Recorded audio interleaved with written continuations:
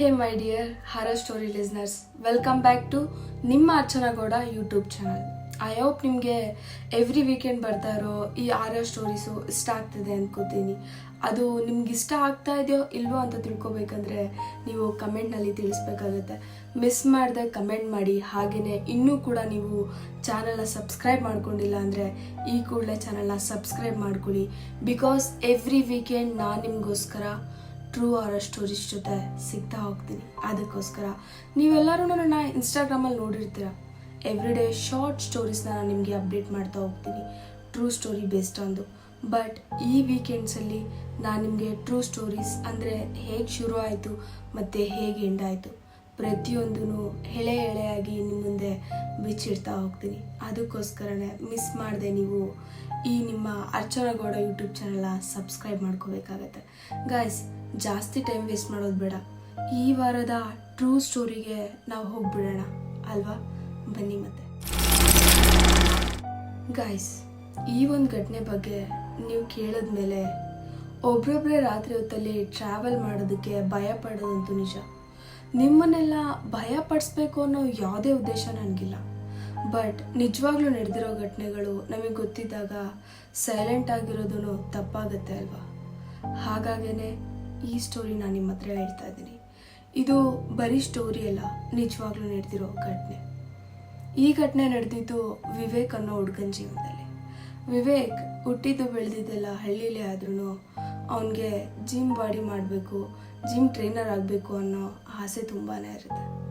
ಅದಕ್ಕೋಸ್ಕರನೇ ವಿವೇಕ್ ತುಂಬಾ ಕಷ್ಟಪಟ್ಟು ವರ್ಕೌಟ್ ಮಾಡಿ ಜಿಮ್ ಟ್ರೈನಿಂಗ್ ಮಾಡಿಕೊಂಡು ಅಲ್ಲಿಂದ ಸರ್ಟಿಫಿಕೇಟ್ ತಗೊಂಡು ಫೈನಲಿ ಅವ್ನ ಡೆಸ್ಟಿನಿನ ಅವ್ನು ರೀಚ್ ಆಗಿರ್ತಾನೆ. ಅಂದರೆ ಜಿಮ್ ಟ್ರೈನರ್ ಆಗಿ ಅವ್ರೂರ ಪಕ್ಕದಲ್ಲೇ ಇದ್ದಿದ್ದ ಸಿಟಿಯಲ್ಲಿ ವರ್ಕ್ ಮಾಡ್ತಾ ಇರ್ತಾನೆ. ಅವನೂರಿಂದ ಜಿಮ್ಗೆ 25 ಕಿಲೋಮೀಟ್ರ್ ದೂರ ಇರುತ್ತೆ ಅಷ್ಟೇ. ಸೊ ಹಾಗಿದ್ದರಿಂದ ಅವನು ಜಿಮ್ಮಿಂದ ಮನೆಗೆ ಯಾವಾಗಲೂ ಡೈಲಿ ಟ್ರಾವೆಲ್ ಮಾಡ್ತಾ ಇರ್ತಾನೆ. ಸಿಟಿಯಲ್ಲೇ ಒಂದು ರೂಮ್ ಯಾಕೆ ಮಾಡ್ಕೊಳ್ಳಿಲ್ಲ ಅನ್ನೋದು ನಿಮ್ಮ ಕ್ವಶನ್ ಅಲ್ವಾ? ವಿವೇಕ್ಗೆ ತಾಯಿ ಇದ್ದರು, ತಂದೆ ಇರಲಿಲ್ಲ. ತಂದೆನ ಅವನು ಚಿಕ್ಕ ವಯಸ್ಸಿನಲ್ಲೇ ಕಳ್ಕೊಂಡಿರ್ತಾನೆ. ತಾಯಿ ಮತ್ತು ಅವರ ಅಜ್ಜಿ ತಾತ ಜೊತೆ ಅವನು ಇರ್ತಾ ಇದ್ದ. ಅವನಿಗೆ ಅವ್ರ ಜೊತೆ ತುಂಬಾ ಅಟ್ಯಾಚ್ಮೆಂಟ್ ಇದ್ದಿದ್ದರಿಂದ ಫ್ಯಾಮಿಲಿಯವರು ನೀನೇನೋ ಜಿಮ್ ಟ್ರೈನರ್ ಆದರೆ ತೊಂದರೆ ಇಲ್ಲ, ಆದರೆ ನಮ್ಮನ್ನು ಬಿಟ್ಟು ದೂರದಲ್ಲೆಲ್ಲೋ ಸಿಟಿಲಿರೋದು ನಮ್ಗೆ ಇಷ್ಟನೇ ಇಲ್ಲ ಅಂತೇಳಿ ಇರ್ತಾರೆ. ಅದಕ್ಕೋಸ್ಕರನೇ ವಿವೇಕ್ ವರ್ಕ್ ಅವನ ನಿಯರ್ ಬೈ ಪ್ಲೇಸಲ್ಲೇ ಹುಡ್ಕೊಂಡಿರ್ತಾನೆ. ಆ್ಯಸ್ ಅ ಜಿಮ್ ಟ್ರೈನರ್ ಅವನು ಕೆಲಸ ಮಾಡ್ತಾ ಇರ್ತಾನೆ. ಲೈಫ್ ತುಂಬಾ ಚೆನ್ನಾಗಿ ಹೋಗ್ತಾ ಇರುತ್ತೆ. ವಿವೇಕ್ಗೆ ಆಗ ಏಜ್ ಒಂದು 27 to 28 ಆಗಿರುತ್ತೆ ಅಷ್ಟೇ. ಮನೇಲೂ ಕೂಡ ಮದುವೆ ಮಾಡಬೇಕು ಅಂತಲೂ ಮಾತಾಡ್ತಾ ಇರ್ತಾರೆ. Everything is going well. ತುಂಬಾ ಚೆನ್ನಾಗಿತ್ತು. ಒಳ್ಳೆ ಜಿಮ್ ಟ್ರೈನರ್ ಕೆಲಸ, ಊರಲ್ಲಿ ಅಮ್ಮ ಅಜ್ಜಿ ತಾತ ಅವ್ರ ಜೊತೆ ಅವನು ತುಂಬಾ ಖುಷಿಯಾಗಿರ್ತಾ ಇದ್ದ. ಅವತ್ತಿನ ದಿವಸ ಬೆಳಗ್ಗೆನೆ ಅಮ್ಮ ಹೇಳ್ತಾರೆ ವಿವೇಕ್ಗೆ, ಇವತ್ತೇನು ಹೋಗ್ಬೇಡ ಬಿಡು ಜಿಮ್ಮಿಗೆ ಅಂತ. ವಿವೇಕ್ ಕೇಳ್ತಾನೆ, ಯಾಕಮ್ಮ ಇವತ್ತು ಯಾಕೆ ಹೋಗ್ಬಾರ್ದು, ಹೊಸ್ದಾಗೇನೋ ಹೇಳ್ತಾ ಇದೆಯಾ ಅಂತ ಕೇಳ್ತಾನೆ. ವಿವೇಕ್ ತಾಯಿ ಹೇಳ್ತಾರೆ, ಇವತ್ತು ಅಮಾವಾಸ್ಯೆ ಕಣೋ, ನೀನು ಅಷ್ಟು ದೂರದಿಂದ ಮತ್ತೆ ಇಲ್ಲಿಗೆ ಬರಬೇಕು, ಬೇಡ ಅಂತ ಹೇಳ್ತಿದ್ದೀನಿ, ಅದಕ್ಕೋಸ್ಕರ ಅಷ್ಟೇನೆ ಅಂತ ಹೇಳ್ತಾನೆ. ಅದಕ್ಕೆ ವಿವೇಕ್ ಹೇಳ್ತಾನೆ, ಅಮ್ಮ ನೀನು ಹೇಳಿದ್ಯಾ ಅಂತ ಹೇಳ್ಬಿಟ್ಟು ಅಮಾವಾಸ್ಯೆಗೆ ನಾನು ನನ್ನ ಫ್ರೆಂಡ್ ರೂಮಲ್ಲಿ ಉಳ್ಕೊಂಡು ತಿಂತಾನೆ, ಇವತ್ತು ಅವ್ನ ರೂಮಲ್ಲಿ ಉಳ್ಕೊಂಡ್ಬಿಟ್ಟು ತಿರುಗಿ ದಿವಸ ಬರ್ತೀನಿ ಬಿಡು ಅಂತ ಹೇಳ್ತಾನೆ. ಅದಕ್ಕೆ ವಿವೇಕ್ನ ತಾಯಿ ಯಾವುದೇ ರೀತಿ ಅಬ್ಜೆಕ್ಷನ್ ಮಾಡಲ್ಲ. ಯಾಕಂದರೆ ಅವನು ಜಿಮ್ಮಲ್ಲಿ ಸುಮಾರು 2 ವರ್ಷದಿಂದ ಕೆಲಸ ಮಾಡ್ತಾ ಇರ್ತಾನೆ. 2 ವರ್ಷದಿಂದನೂ ಅಮಾವಾಸ್ಯೆ ಈ ಥರ ಟೈಮೆಲ್ಲ ಬಂದಾಗ ಅವ್ನ ಫ್ರೆಂಡ್ ರೂಮಲ್ಲೇ ಉಳ್ಕೊತಾ ಇರ್ತಾನೆ, ಬೆಳಗ್ಗೆ ರಿಟರ್ನ್ ಬಂದುಬಿಡ್ತಾ ಇರ್ತಾನೆ. ಇದೆಲ್ಲ ಅವ್ರಿಗೆ ನಾರ್ಮಲ್ ಆಗಿತ್ತು. ಸೊ ಇದೇ ಥರ ಅವತ್ತು ಕೂಡ ವಿವೇಕು ಜಿಮ್ಗೆ ಹೊರಟ. ಜಿಮ್ಮಲ್ಲಿ ಅವ್ನ ವರ್ಕ್ ಕೂಡ ಮುಗೀತು. ಇನ್ನೇನು ಅವ್ರ ಫ್ರೆಂಡ್ ಮನೆಗೆ ಹೋಗಬೇಕು. ಫ್ರೆಂಡಿಗೆ ಫೋನ್ ಮಾಡ್ತಾನೆ. ಫ್ರೆಂಡ್ ಹೇಳ್ತಾನೆ, ಮಚ್ಚ ಇವತ್ತು ನನ್ನ ರೂಮ್ಗೆ ನಮ್ಮ ಫ್ಯಾಮಿಲಿ ಮೆಂಬರ್ಸ್ ಬಂದುಬಿಟ್ಟಿದ್ದಾರೆ ಕಣೋ, ಜಾಗ ಇಲ್ಲ ಅಂತ. ವಿವೇಕ್ ಕೂಡ 10:30 ತನಕ ಜಿಮ್ಮಲ್ಲೇ ಇದ್ದು ಇನ್ನೇನು ಜಿಮ್ ಕ್ಲೋಸ್ ಮಾಡಿಕೊಂಡು ಹೊರಡೋ ಟೈಮಲ್ಲಿ ಈ ಥರ ಹೇಳ್ಬಿಟ್ಟಲ್ಲ, ನೀನು ಮೊದಲೇ ಹೇಳ್ಬಿಟ್ಟಿದ್ದಿದ್ರೆ ನಾನು ಒಂದು 9 ಗಂಟೆಗೆಲ್ಲ ಊರಿಗೆ ಹೊರಟ್ಬಿಡ್ತಿದ್ದೆ, ಈಗ ಆಲ್ರೆಡಿ ಟೈಮ್ 10:30 ಆಗೋಯ್ತು, ಆಯಿತು ಬಿಡು ಪರವಾಗಿಲ್ಲ ನಾನೇನೋ ಮಾಡ್ಕೊತೀನಿ ಅಂತ ಹೇಳ್ಬಿಟ್ಟು ಅವ್ನ ಫ್ರೆಂಡ್ಗೆ ಹೇಳ್ತಾನೆ. ಆಯಿತು ಮಗ ಹೋಗ್ಬಿಟ್ಟು ಕಾಲ್ ಮಾಡು, ಮಿಸ್ ಮಾಡಬೇಡ ಅಂತ ಹೇಳ್ತಾನೆ. ಅದಕ್ಕೋಸ್ಕರ ವಿವೇಕ್ ಕೂಡ ಆಯಿತು ಅಂತ ಹೇಳ್ಬಿಟ್ಟು ಜಿಮ್ಮಿಂದ ಹೊರಡ್ತಾನೆ. ಜಿಮ್ಮಿಂದ ಹೊರಟು ಅವನು ಅವ್ರ ಊರಿಗೆ ಹೋಗ್ಬೇಕಂತ ಇರ್ತಾರೆ. ಬಟ್ ಮಧ್ಯದಲ್ಲಿ ಬೇರೆ ಜಿಮ್ ಫ್ರೆಂಡ್ಸ್ ಸಿಕ್ಬಿಟ್ಟು, ಇವತ್ತೊಂದು ದಿವಸನಾದರೂ ನೀನು ಡಯಟ್ನೆಲ್ಲ ಸೈಡಿಗಿಟ್ಟು ನಮ್ಮ ಜೊತೆ ಕೊನೆ ಪಕ್ಷ ಎಗ್ ರೈಸ್ ಆದರೂ ತಿನ್ನು, ಒಂದು ದಿವಸನೂ ನಮ್ಮ ಜೊತೆ ಹೊರ್ಗಡೆ ಬರಲ್ಲ, ತಿನ್ನಲ್ಲ. ಈ ಥರ ಏನಾದ್ರು ನಿಮಗೆ ಅಮಾವಾಸ್ಯೆ ಸಿಕ್ಬಿಟ್ರೆ ನಿನ್ನ ಫ್ರೆಂಡ್ ಮನೆಗೆ ಹೋಗ್ತೀಯಾ ಇದ್ಬಿಡ್ತೀಯ ಅಂತ ಫ್ರೆಂಡ್ಸ್ ಎಲ್ಲ ಅವನಿಗೆ ಹೇಳೋಕೆ ಶುರು ಮಾಡ್ತಾರೆ. ಅದನ್ನೆಲ್ಲ ಕೇಳಿದ ವಿವೇಕ್, ಆಯಿತು ಬನ್ರೋ, ಇವತ್ತು ನಾನೇ ನಿಮಗೆ ಎಗ್ ರೈಸ್ ಕೊಡಿಸ್ತೀನಿ ಅಂತ ಹೇಳ್ಬಿಟ್ಟು ಅವ್ರ ಫ್ರೆಂಡ್ಸ್ನ ಕರ್ಕೊಂಡು ಅವನು ಎಗ್ ರೈಸ್ ತಿನ್ನೋಕೆ ಹೋಗ್ತಾನೆ. ಅಲ್ಲೋಗ್ಬಿಟ್ಟು ಎಗ್ ರೈಸು ತಿಂತಾರೆ. ಅವ್ರ ಫ್ರೆಂಡ್ಸ್ ಎಲ್ಲ ಅವ್ರವ್ರ ಮನೆಗೆ ಹೊರಡ್ತಾರೆ. ಇನ್ನೇನು ಟೈಮ್ ಕೂಡ 11 ಗಂಟೆ ಆಗೋಯ್ತು. 11:30 ಅಷ್ಟರಲ್ಲಿ ವಿವೇಕ್ ಅವನ ಒಂದು ಜಿಮ್ ಲೊಕೇಶನಿಂದ ಅವನ ಊರ ಕಡೆಗೆ ಪಯಣ ಬೆಳೆಸ್ತಾನೆ. ಅವ್ರ ಊರ ಕಡೆ ಹೋಗ್ತಾ ಇರ್ತಾನೆ. ಹೋಗ್ತಾ ಟೈಮ್ ಸುಮಾರು ಒಂದು 12 ಗಂಟೆ ಆಗಿರುತ್ತೆ. ಇನ್ನೇನು ಅವ್ರೂರು ಒಂದು 8 ಕಿಲೋಮೀಟ್ರ್ ಇರುತ್ತೆ ಅಷ್ಟೇ. ಆಗ ರೋಡ್ ಮಧ್ಯದಲ್ಲಿ ತುಂಬ ಚೆನ್ನಾಗಿರೋ ಹುಡುಗಿ ನಿಂತಿರೋ ಥರ ಕಾಣಿಸುತ್ತೆ. ಇವನು ಅಂದರೂ ತಲೆ ಕೆಡಿಸ್ಕೊಳ್ಳಲ್ಲ, ಅವ್ನ ಪಾಡಿಗೆ ಅವನು ಹೋಗ್ತಾನೆ. ಅವ್ನು ಸ್ವಲ್ಪ ಮುಂದೆ ಹೋದ್ಮೇಲೆ ಆ ಹುಡುಗಿ ಅವನ್ನ ಕರೆಯೋ ಥರ ಅಂತ ಅನಿಸುತ್ತೆ. ಸರ್ ಸರ್ ಅಂತ. ವಿವೇಕ್ ಕೂಡ ಗಾಡಿ ಸ್ಟಾಪ್ ಮಾಡಿ ಹಿಂದೆ ತಿರುಗಿ ನೋಡ್ತಾನೆ. ಬಟ್ ಅಲ್ಲಿ ಆ ಹುಡುಗಿ ಇರಲ್ಲ. ಹೌದು, ವಿವೇಕ್ ನಿಲ್ಲಿಸಿ ನೋಡಿದಾಗ ಸರೌಂಡಿಂಗಲ್ಲಿ ಯಾರೂ ಇರಲ್ಲ. ಆ ಹುಡುಗಿ ವಾಯ್ಸ್ ಮಾತ್ರ ಕೇಳಿಸುತ್ತೆ. ಆ ವಾಯ್ಸ್ ಕೇಳಿಸ್ಕೊಂಡಿದ್ದ ವಿವೇಕ್ಗೆ ಏನು ಮಾಡಬೇಕು ಗೊತ್ತಾಗಲ್ಲ. ತಕ್ಷಣಕ್ಕೆ ಅವನ ರಿಯಾಕ್ಷನು, ನಾನೇನಾದರೂ ಕನಸು ಕಾಣ್ತಾ ಇದ್ದೀನ, ಛೇ ಹುಡುಗಿ ಎಲ್ಲ ಬರೋ ಥರ, ಏನಪ್ಪ ಇದು ಅಂದ್ಕೊಂಡು ಗಾಡಿ ಸ್ಟಾರ್ಟ್ ಮಾಡ್ತಾನೆ. ಮತ್ತೆ ಹೊರಡ್ತಾನೆ. ಇನ್ನೇನು ಊರಿಗೆ ರೀಚ್ ಆಗಬೇಕು. ಇನ್ನು ಒಂದು ಅರ್ಧ ಕಿಲೋಮೀಟ್ರ್ ಅಷ್ಟೇ ಊರಿರುತ್ತೆ. ಮತ್ತೆ ಆ ಹುಡುಗಿ ಕೂಗೋ ಥರ ಇವ್ನಿಗೆ ಅನಿಸುತ್ತೆ, ಸರ್ ಸರ್ ಅಂತ. ಅವನಿಗೆ ಭಯ ಆಗೋಕ್ಕೆ ಶುರು ಆಗುತ್ತೆ. ಗಾಡಿ ಮಾತ್ರ ಸ್ಟಾಪ್ ಮಾಡಲ್ಲ. ಗಾಡಿನ ಅವ್ನು ನೆಕ್ಸ್ಟ್ ನಿಲ್ಲಿಸಿದ್ದೆ ಅವ್ರ ಮನೆ ಮುಂದೆ ಗಾಡಿ ನಿಲ್ಲಿಸಿ ಗಾಡಿ ಇಳಿಬೇಕಾದ್ರೆ ಹಿಂದ್ಗಡೆ ಏನೋ ತುಂಬ ವೆಯ್ಟ್ ಇರೋ ಥರ, ಗಾಡಿನೇ ತುಂಬ ವಜೆ ಇರೋ ಥರ ಅಂತ ಅವ್ನಿಗೆ ಅನ್ನಿಸ್ತಿರುತ್ತೆ. ಕಷ್ಟಪಟ್ಟು ಗಾಡಿನ ನಿಲ್ಲಿಸ್ತಾನೆ. ಗಾಡಿ ಏನೋ ನಿಲ್ಲಿಸಾಯಿತು. ಗಾಡಿ ನಿಲ್ಲಿಸಾದ್ಮೇಲೆ ಅಲ್ಲಿ ನಾಯಿ ಏನಿತ್ತು ಅವ್ರ ಮನೆ ಮುಂದೆ, ಅದು ಅವನನ್ನು ನೋಡಿ ಜೋರಾಗಿ ಬಗ್ಳೋಕೆ ಶುರು ಆಗುತ್ತೆ. ಎಷ್ಟು ಜೋರಾಗಿ ಬಗ್ಳುತ್ತಾ ಇರುತ್ತೆ ಅಂತ ಅಂದರೆ ಅವನು ಇದಕ್ಕೂ ಮೊದಲೇ ನೋಡೇ ಇಲ್ಲ. ಅವನು ಯಾರೋ ಸ್ಟ್ರೇಂಜರು. ಇನ್ನೊಂದು ಸ್ವಲ್ಪ ಹೊತ್ತು ಬಿಟ್ಬಿಟ್ರೆ ವಿವೇಕ್ನ ಕಚ್ಚಿ ತಿನ್ನೋ ಸ್ಟ್ರೇಂಜಿಗೆ ಆ ನಾಯಿ ಬೊಗಳೋಕೆ ಶುರು ಮಾಡುತ್ತೆ. ನಾಯಿ ಬೊಗಳೋದನ್ನ ನೋಡಿಬಿಟ್ಟು ವಿವೇಕ್ಗೂ ತುಂಬಾ ಭಯ ಆಗುತ್ತೆ. ಹೋಗಿ ಬಾಗಿಲು ತಟ್ತಾನೆ. ಬಾಗಿಲು ತಟ್ಟಿದ್ರೆ ಬಾಗಿಲು ಯಾರೂ ಓಪನೇ ಮಾಡೋದಿಲ್ಲ. ಹಾಗೆ ತಕ್ಷಣಕ್ಕೆ ಅವ್ರ ಅಮ್ಮನಿಗೆ ಫೋನ್ ಮಾಡ್ತಾನೆ. ಅಮ್ಮ ಡೋರ್ ಓಪನ್ ಮಾಡು ಅಂತ.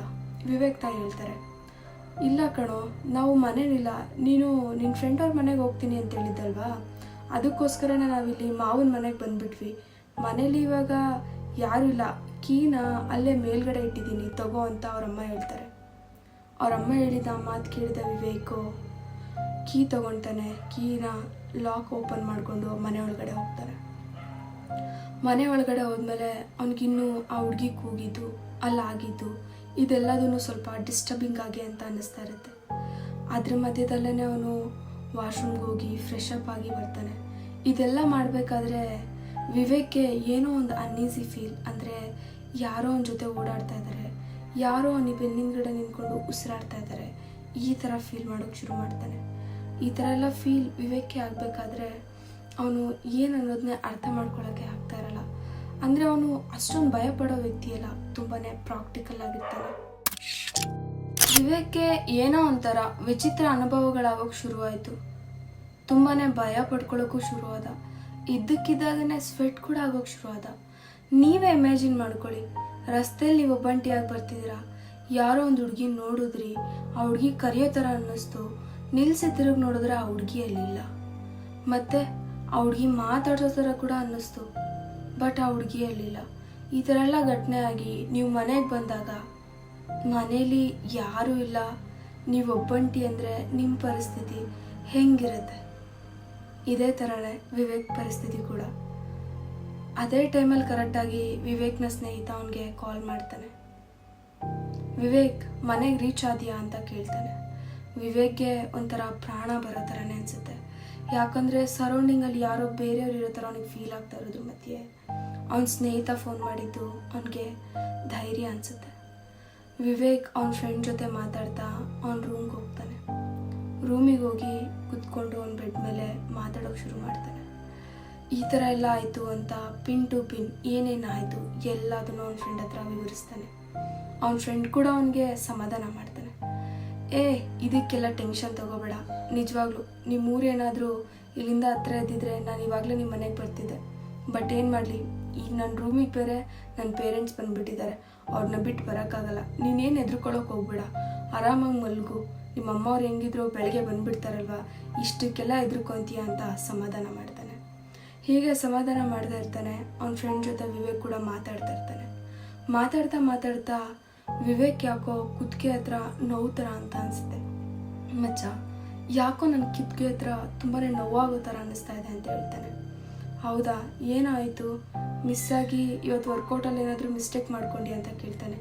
ಹಾಗೆಲ್ಲ ಏನೂ ಇಲ್ಲ, ಇರು ನೋಡ್ಕೊತೀನಿ, ತುಂಬ ಉರಿಯೋ ಥರ ಅನ್ನಿಸ್ತಾ ಇದೆ ಕುತ್ತಿಗೆ ಹತ್ರ ಅಂತ ಹೇಳ್ತಾನೆ.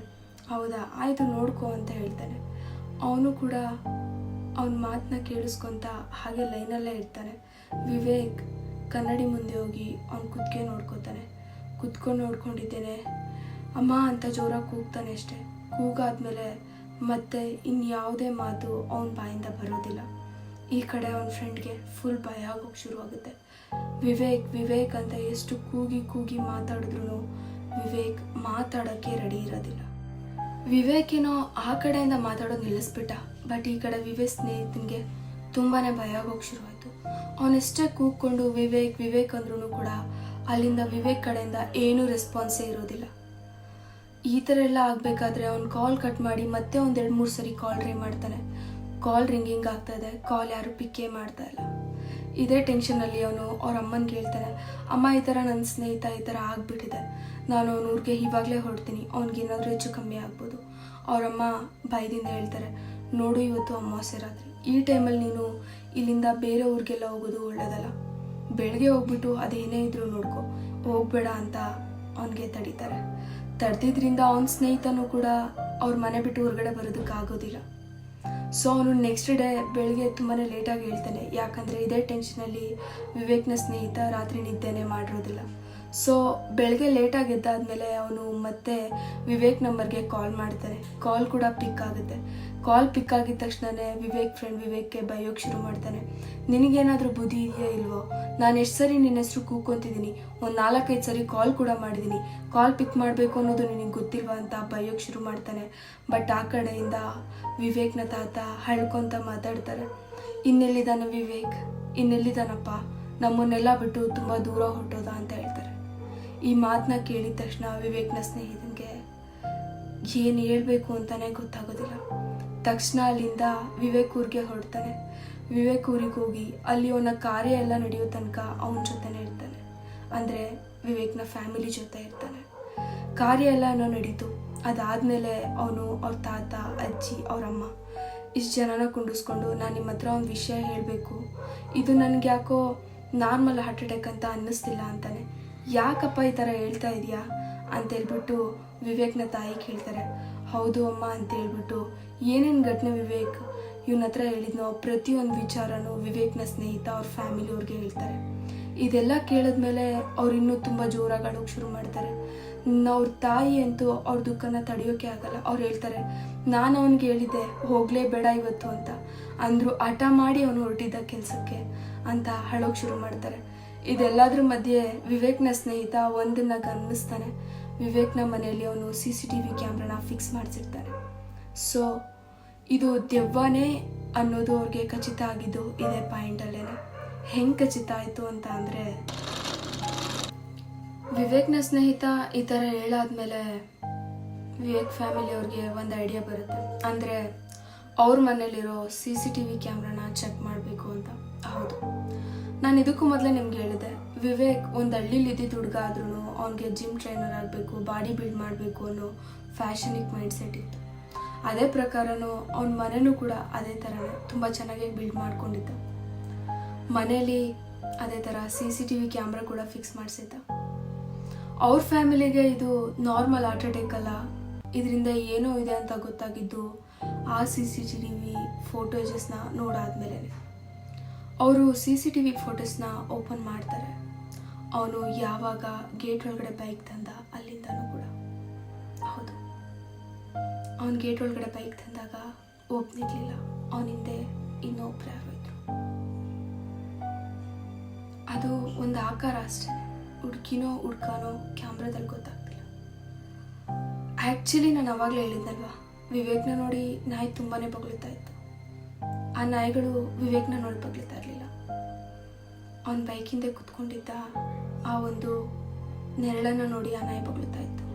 ಅದು ವಿಡಿಯೋದಲ್ಲಿ ಕ್ಲಿಯರಾಗಿ ಕ್ಯಾಪ್ಚರ್ ಕೂಡ ಆಗಿತ್ತು. ವಿವೇಕ್ ಮನೆ ಒಳಗಡೆ ಹೋದ, ಆ ನೆರಳು ಕೂಡ ಅವನಿಂದನೇ ಹೋಯಿತು. ಹೌದು, ಇದನ್ನು ನೋಡಿದ್ಮೇಲೆ ವಿವೇಕ್ ಫ್ಯಾಮಿಲಿಗೆ, ವಿವೇಕ್ ಫ್ರೆಂಡ್ಗೆ ಇಬ್ಬರಿಗೂ ಅರ್ಥ ಆಗಿದ್ದು ಅಂತಾನೆ, ಅವನು ಸತ್ತಿದ್ದು ನಾರ್ಮಲ್ ಹಾರ್ಟ್ ಅಟ್ಯಾಕಿಂದ ಅಲ್ಲ, ಇಲ್ಲೇನೋ ತುಂಬಾ ಕೆಟ್ಟದಾಗಿದೆ ಅಂತ. ಅದಕ್ಕೋಸ್ಕರನೇ ಗಾಯ್ಸ್, ಮನೆಯವರೆಲ್ಲ ಹೇಳ್ತಾರೆ ಅಮಾವಾಸ್ಯೆ ಹುಷಾರಾಗಿರಿ. ಆವಾಗ ನಾವು ಕೂಡ ಸ್ವಲ್ಪ ಕೇಳಬೇಕಾಗತ್ತೆ. ಕೇಳದೆ ಅವ್ರ ಮಾತನ್ನ ಅಲಕ್ಷ್ಯ ಮಾಡಿದ್ರು ಅಥವಾ ಬೇಕು ಅಂತ ಮಾಡದೆ ಬೈ ಮಿಸ್ಟೇಕ್ಲಿ ಆಗೋದ್ರು, ಈ ಥರ ತೊಂದರೆ ಸಿಗೋಕೋಬೋದು. ಹೌದು, ವಿವೇಕ್ನ ಪ್ರಾಣನೇ ಹೋಯಿತು. ವಿವೇಕ್ ಪ್ರಾಣ ಹೋಗಿದ್ದು ಅವನ ಸ್ನೇಹಿತನಿಗೆ ತುಂಬಾ ಗಿಲ್ಟಿ ಕಾಡ್ತಾ ಇತ್ತು. ಈ ಘಟನೆನ ನನ್ನ ಜೊತೆ ಶೇರ್ ಮಾಡಿದ್ದು ವಿವೇಕ್ನ ಸ್ನೇಹಿತನೇ. ಬಟ್ ನಾನು ಅವನ ಹೆಸರನ್ನ ಇಲ್ಲಿ ಹೇಳೋಕ್ಕಾಗಲ್ಲ. ಸ್ಟೋರಿ ಹೇಳಬೇಕಾದ್ರೆ ಅವ್ರು ಹೇಳಿದರು, ನನ್ನ ಹೆಸರು ನೀನೆಲ್ಲೂ ಹೇಳಬಾರ್ದು ಅಂತ, ಆ ಕಾರಣಕ್ಕೋಸ್ಕರ. ಹಾಗೆ ಗಾಯ್ಸ್, ಐ ಹೋಪ್ ನಿಮ್ಗೆಲ್ಲರಿಗೂ ಇವಾಗ ನಾನು ಹೇಳಿದ ಈ ಘಟನೆ ಇಷ್ಟ ಆಗಿರುತ್ತೆ ಅಂತ ಅಂದ್ಕೋತೀನಿ. ಮತ್ತು ನೆಕ್ಸ್ಟ್ ವೀಕ್ ಇನ್ನೊಂದು ಟ್ರೂ ಆರ್ ಸ್ಟೋರಿ ಜೊತೆ ಸಿಗ್ತೀನಿ. ಅಲ್ಲಿವರೆಗೂ ಬಾಯ್ ಬಾಯ್, ಟೇಕ್ ಕೇರ್.